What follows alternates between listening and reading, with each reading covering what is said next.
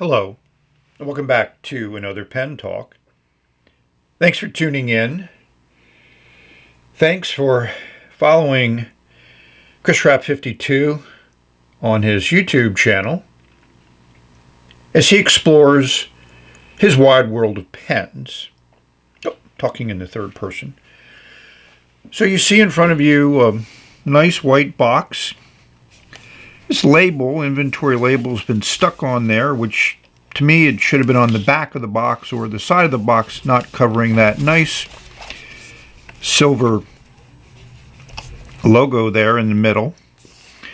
The sleeve slides off and it reveals a very nice hard cardboard box with that same logo.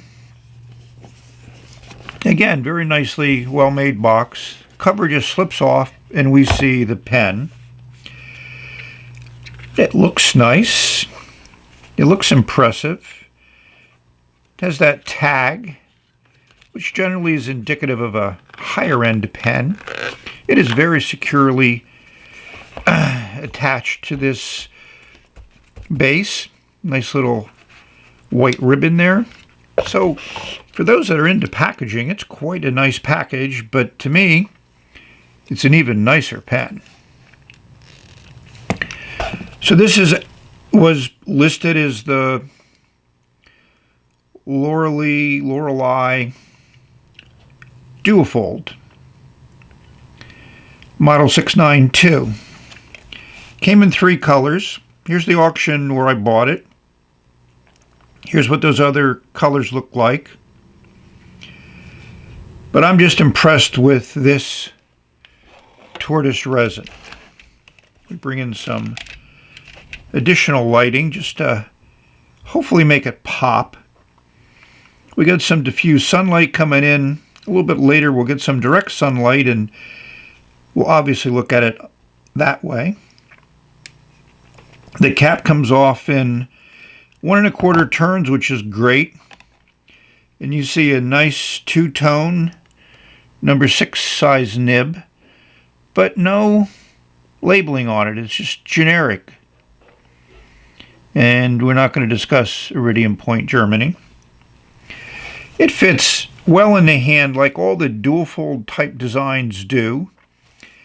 It has that gold colored ring here, the gold colored ring here. It's not a blind cap, it's just a faux blind cap. You know, a lot of rings on this pen. 1, 2, 3, 4, 5. There could have been one between the section and the barrel, and there could have been one at the other section, end of the section, so we'd be up to 7, but they didn't do that. The section unscrews, and you'll see just a generic converter, nothing special. Yes, it's filled with ink.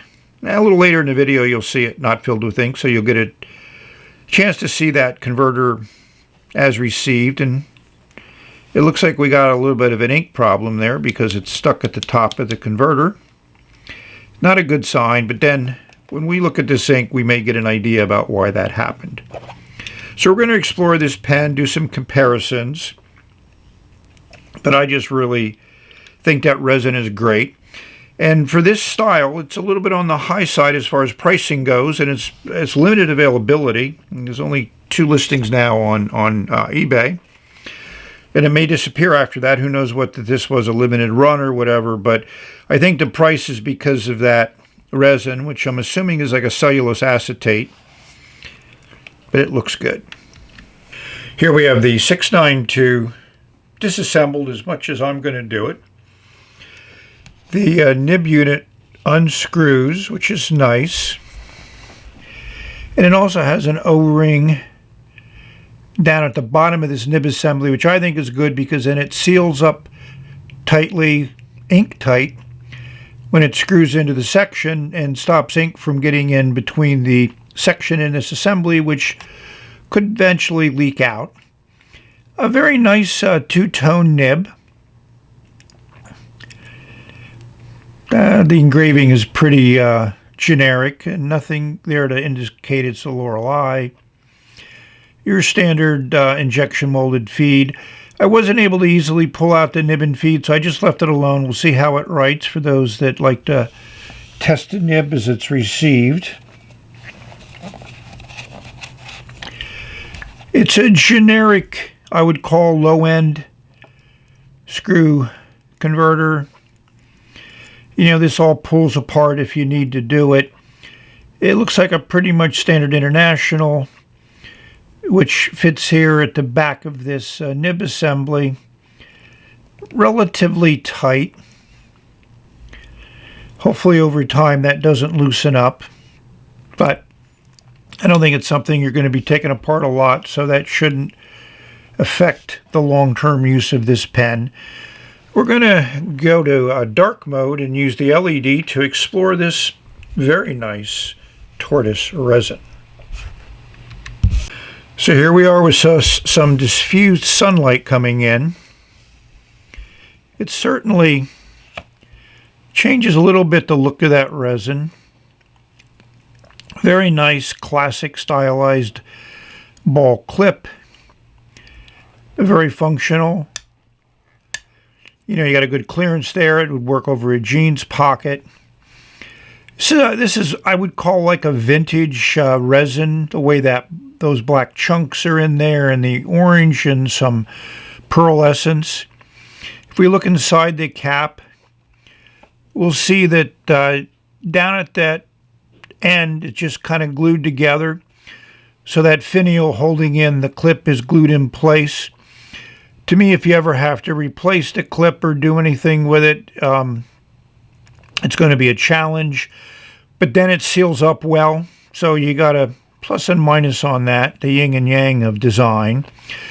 There's a nice ledge there in that cap, which matches up well when you tighten it up against the section. As we can see, the section stops right there against that ledge, which is nice. The barrel, again, same type of concept. Beautiful resin. I've really learned to like this. The gold ring seems to be pretty secure. A lot of gold rings on this pen, or gold-styled, gold-plated rings. If we look inside the barrel, we'll see also something that I think is a very good design. It kind of narrows down there towards the top of the barrel, which would coincide to that converter fitting nice in there and not rattling around, which sometimes people don't like that. If we take the LED inside the resin, we'll see what we expect. Those orange bits are fairly transparent. The black bits are opaque. Just makes for a very interesting look in a pen, one that I enjoy quite a bit. Sometimes you don't see things properly when you're doing your photographing, so that's where the O-ring should be. When I was cleaning the pen, and that's something you need to be aware of if you do take these nib assemblies out that have O-rings, make certain you check that the O-rings are there and properly there after you've done your flushing. Looking at that tipping material, I would classify this as a fine nib, you know, a 0.5. Oh, it might be a little bit bigger, but we'll see what type of ink line it lays down. So what pens to compare the Lingmo to? I decided to stick with a brown theme, and also as close as I could get to that. So here's the M600S. So I would say that these are cellulose acetate, at least these three here. The Kaiglu, I think, is just your standard poured acrylic. So there's been some discussion that I've been following. It's been on the pen boards for a long time about celluloid, cellulose acetate, and, you know, all different types of resins. I mean, cellulose acetate is probably older than celluloid. It's been around for a while. It's also used to make fibers for fabric, for, you know, your polyester type fabrics. But in this case with pens, it makes for a very, very unique look. And I may have a pen. Let me look. So here's a pen I probably could have put into this group. It's a Prometheus by Bexley. And this was sold to me as celluloid. It has that formaldehyde smell to it. And it certainly has a look. But if you compare it to cellulose acetate, it's nice, but not that much nicer. So it's the only pen that I would say is definitely celluloid that's a modern pen. And we see how it compares. So I've also included here this M100 Moonman because it also has a very, very nice looking resin, as we're staying in the brown family. As this is not the same shape and it's just there for the resin, we're going to put that aside. We're going to uncap these three and compare them a little bit more. So here they are posted, and as I've made note of in many of my other Duofold like pen designs, is they do post high, they do post long. Here's a 6-inch ruler to put things in perspective. And these are long pens posted, and they do back weight because that cap is not light. But you can post them. I think the Lorelei comes in about as good as a poster as any of these. Let's zoom in on that nib and section. So they all have nice size number 6 nibs. These are all two-tone, which is nice. The sections are also very similar in shape and size. We do notice that these have those gold rings where the Lorelei does not. But they're all comfortable from my viewpoint to hold and to use. The threads aren't sharp. You can hold them any place. So as a writing instrument goes, I think the Duofold design is as good as any. They're generally a little bit more bulkier and larger than the streamline balanced design that Schaefer promoted in the 30s, which is also reminiscent of the Moonman M100 that I showed earlier. If we zoom in on these nibs, we'll see that they all look kind of nice. I think the Lorelei should have done a little bit more to customize their nib. I mean, the Moonman has a very distinctive design, and so does the Kaigaloo. So in that case, I think it doesn't live up to the value. And you can get these, the M600S and the Kaigaloo is sometimes available for under $20, where the Lorelei was close to $30 US. So we do have some very nice sunlight coming in. This is direct sun now, playing on this nice pen. One of the best tortoise colored pens I've ever seen. I'm certain some of the vintage ones may have looked this good when they were brand new, but celluloid does have some aging characteristics to it. Cellulose acetate supposedly may have some of those similar traits, but I think for a modern pen, I expect a long life out of this, and of course I will keep it out of sunlight, keep it away from water, so it keeps its beautiful look for a long time. Yes, it is nice. One more drive-by. So what ink to put in the pen? Well, this ink called out to me. It's the Brown family.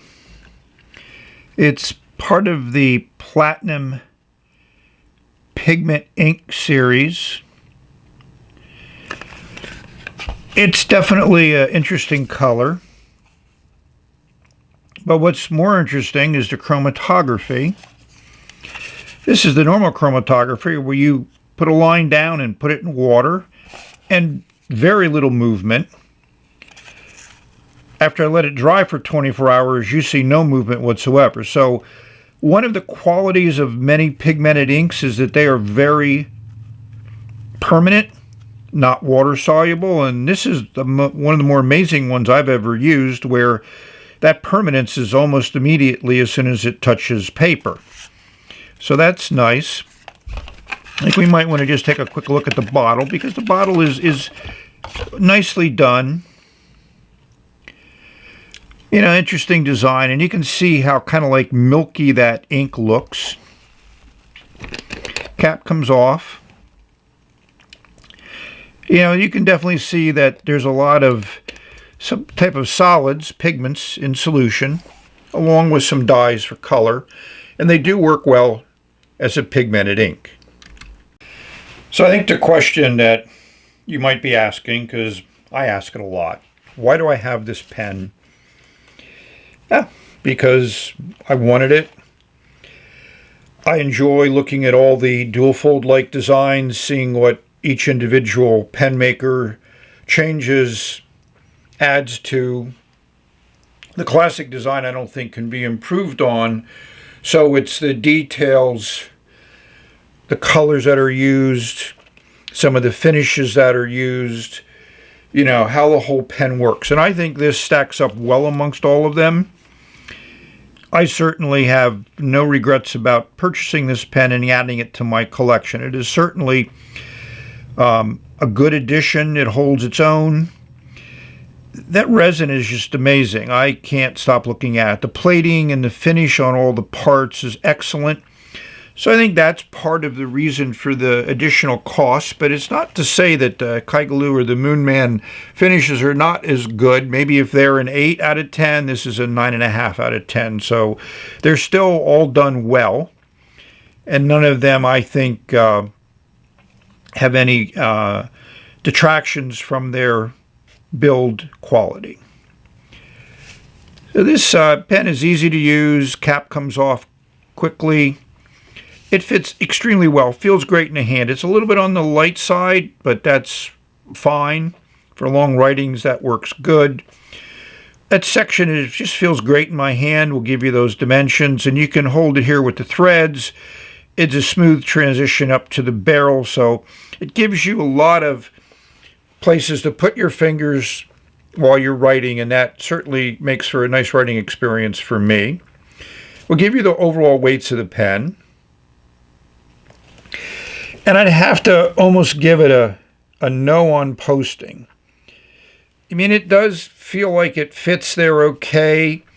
It does add weight to the pen, which in general feels okay, and it's not that much of a back weight. You do notice it, but the cap is not secure. It comes off relatively easily. So that's, you know, again, does it post or not post? Yes, it posts. Does it post securely? No, it does not. And we'll give you the lengths of the pen just to put things in perspective. Now it's time to see how that platinum pigmented ink writes.